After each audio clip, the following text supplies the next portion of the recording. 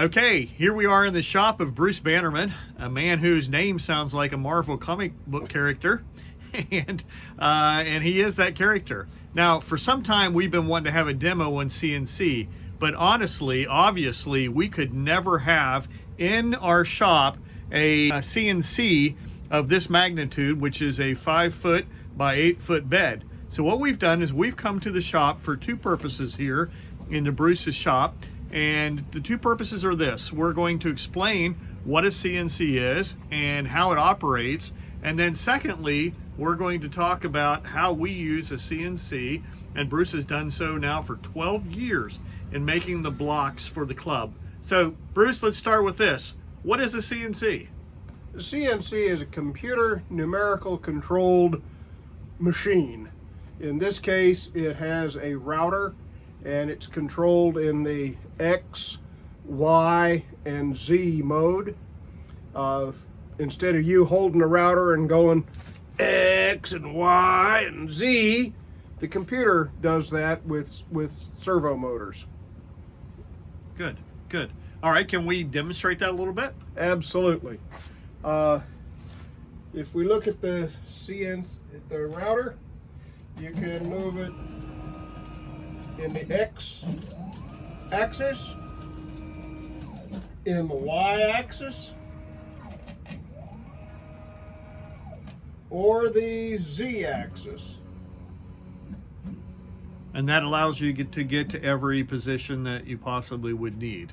And with the computer control, it can move in any of those three or all of those three axes at one time. So you can do three-dimensional work with it because it will go this way, and that way all at one time. Okay. Now, Bruce, you have a Porter Cable router on yours, and you and I had a discussion a little bit about the difference between a router and a spindle. Can you take a moment and just explain that to us? Explain what the difference is, why one is better than the other, and why you have the router.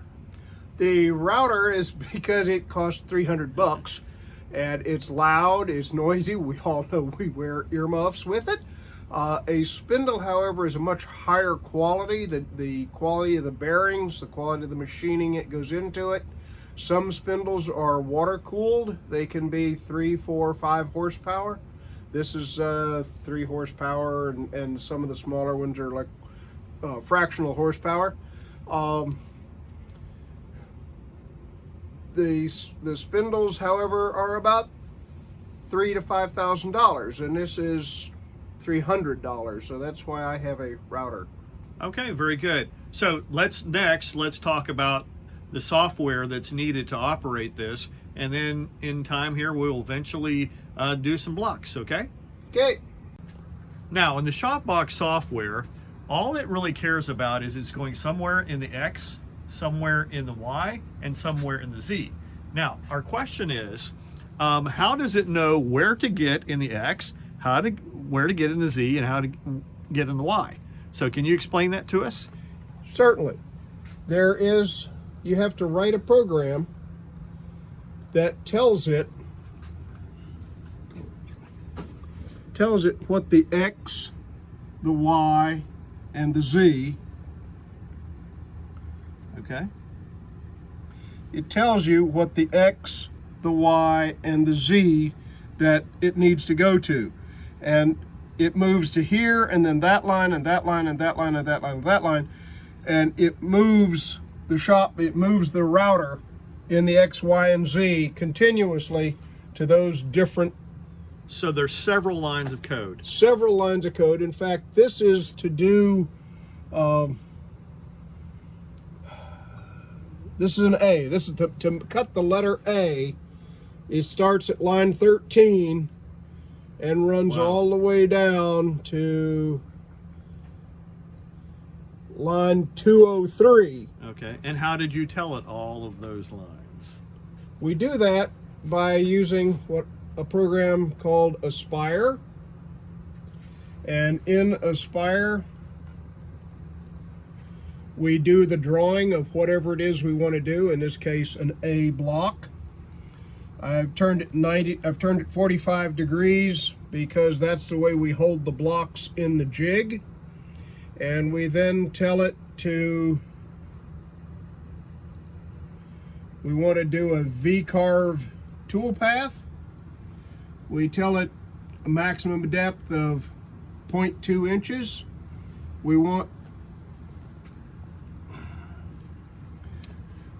select a 60-degree V-bit. We're not worried about a couple of things here. We get down here and finally we just tell it to do a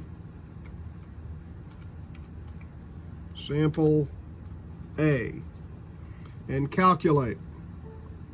No vector selected. You have to remember it's a stupid computer. It only does what you tell it. Calculate. Wow. And there it is in 2D view.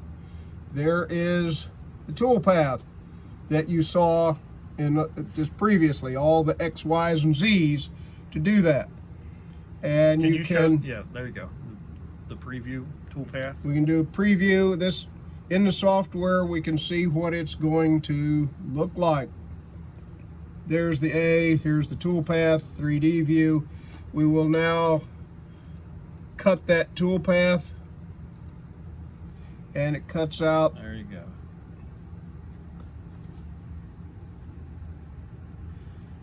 And once it has, it cuts around the rectangle, and then it will cut out the details of the A, little square spots. Show that. This jig is actually set. This is why the video on the program is at 45, is because these are set at 45.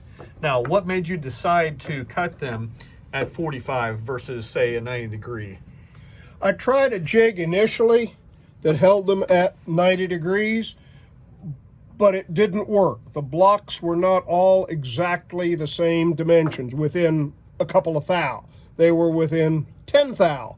And because of that, it was always a little bit loose. So by doing it this way, if they're a little bit off, they still end up held in the same place. I zero the letter to the center. So we make sure that the shop bot is zeroed to the center of the letter. And then it cuts an A. And I can show you, I have a program that does the entire set, but basically it calls an A subroutine, a Z subroutine, a B subroutine, an X subroutine, and then it comes back, we turn the blocks over, it comes back and it cuts a Z subroutine, an A subroutine, so that we have an A and a Z and a Z and an A. We're cutting two sets of blocks at one time. Good, good, very nice. Okay, very good. And then this template is just, you use it over and again, and you make, how many sets do we make a year? It varies. In 2013, when I started to keep records, we made 60 sets. 14 was 34 sets, 15 was 50. 2016, we made 112 sets, 66 sets in 2017 and 18, 77 sets in 2019. And this year, we only have we've cut 18 sets this year. Peter tells me there were some sets left over from last year, so we've got a few more than that to get to the Salvation Army this year. From start to finish, how long does it take when you cut him in this manner? How long does it take to cut an entire set? We can do 2 complete sets, 56 blocks, in about 45 minutes. Okay. I've been told that before, when we used the scroll saws to cut out the letters and a hand router and a jig to cut the recess and to glue them on, that it took about 4 hours to do a set. We now can do a set in about 22, 23 minutes. Okay, here we are at the heart of the CNC. This is a shop bot, and it is a large machine. And what we're going to do is actually show you exactly how this thing moves and operates, and how the CPU controls it. So let's move this thing forward and get it going, and we'll show how just how far this thing can do and all that it can control. So here's the machine in action. This is traveling in the X axis. You can also tell it to jog. It moves a little faster. You can also move in the Y axis over the full 8 foot by 5 foot area. And you can also in the Z axis. Okay, now we're actually going to cut the alphabet blocks. This is going to serve as two purposes. One for our demo here in November of 2020. And also what this video will also serve as, we're going to make this, whoever wants to come, you'll hear us as leaders many times stand and ask the club, we need someone to go to Bruce Bannerman's and make alphabet blocks. Well, the question becomes, what do I do when I go to Bruce Bannerman's and make alphabet blocks? Well, watch this video and it's going to serve as instructions partially, so you'll know what you're going to do when you come out to Bruce's. So with no further ado, Bruce, let's start making a set of blocks. Sounds like a plan. The first thing we do is cough. The next thing, you put the blocks in the jig. You put a total of 10 blocks in the 5 stations. We're making 2 sets of blocks at a time. We finished that. Now that the blocks are in there, we have to tell the ShopBot where the top of the block is. We have to zero the Z axis. Make sure we've got contact. We do, so it'll find it.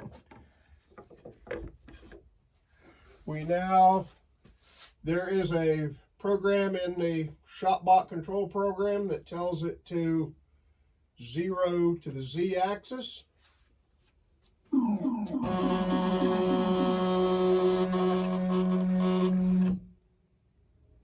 It'll come up, it'll now check a second time to be sure. It goes down a little slower, double checks, yes, that's Z. We put the zero plate away.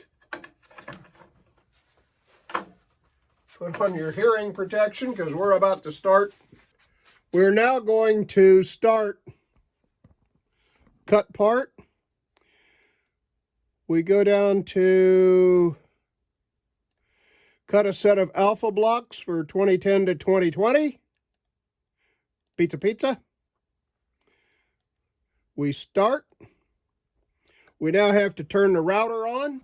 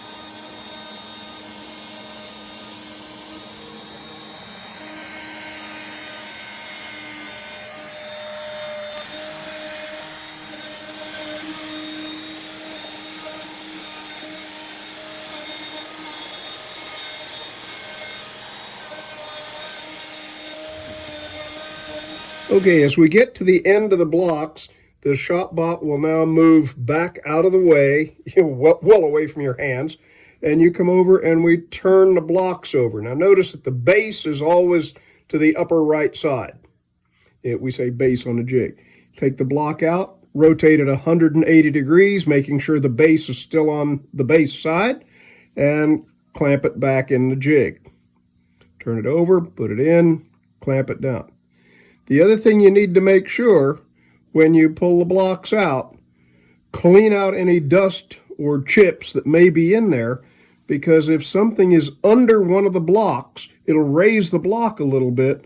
The ShopBot doesn't know that, and it will then cut the letter too deep in that block.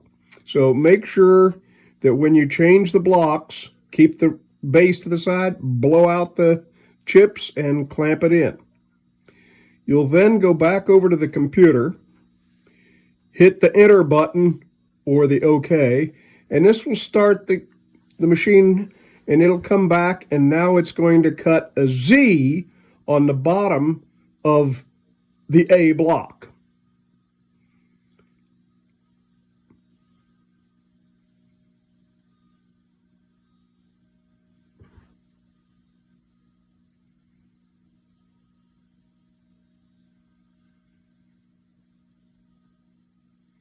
Now on the other block, where it cut a Z in the first pass, now it's going to cut an A. So we're making two identical blocks. So we're making blocks for two sets at a time.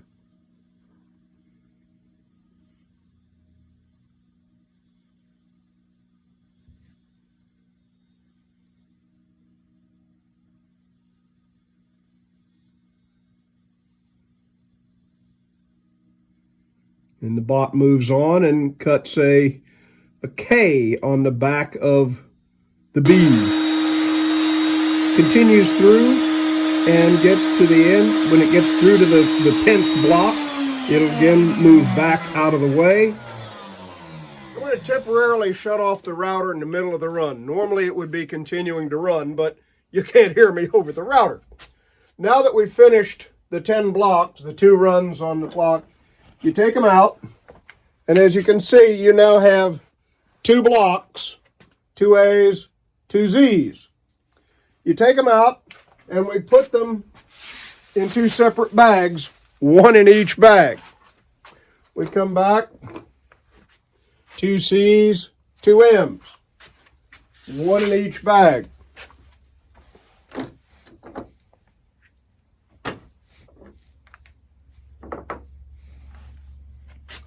Two D's, 2 G's, 2 E's, 2 T's.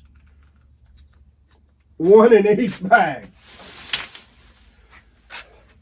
If we look here, I'd like to give an example of what happens when one block is only 50 thou shorter than the other block. The ShopBot doesn't know it's shorter. It doesn't go down any further than it did on the full-size block. So that's why it's important to have the blocks made cubed, even, all sides the same. Once you've taken the blocks out and put them in the bags, you need to put the next set of blocks in. And we have adjustments in case they aren't all the same size.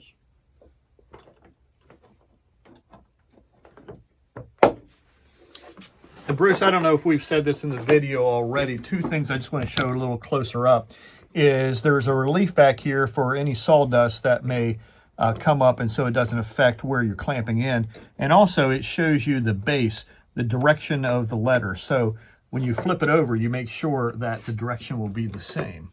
Good point.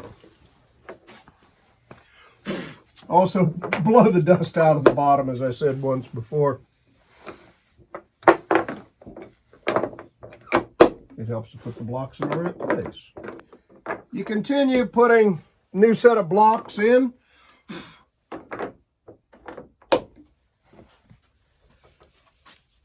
Going to restart the router.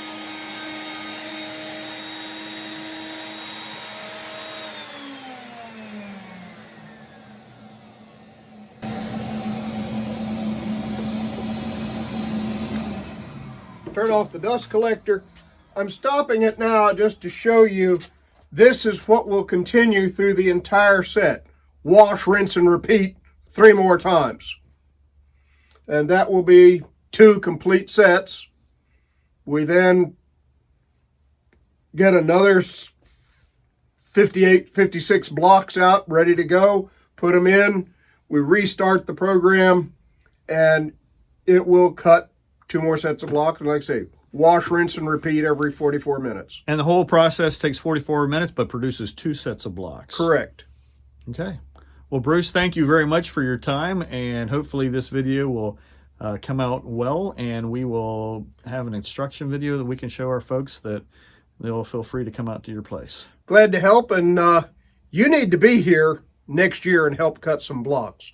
Thank you.